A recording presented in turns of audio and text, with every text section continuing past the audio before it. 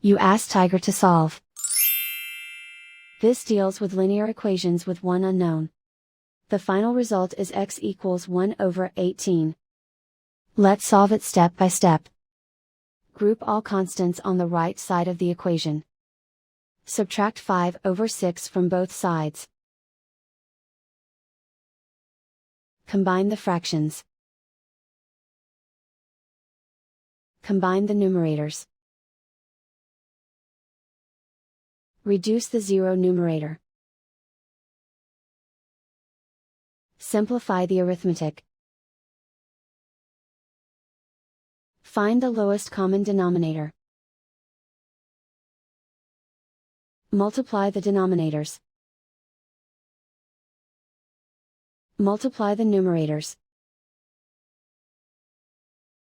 Combine the fractions.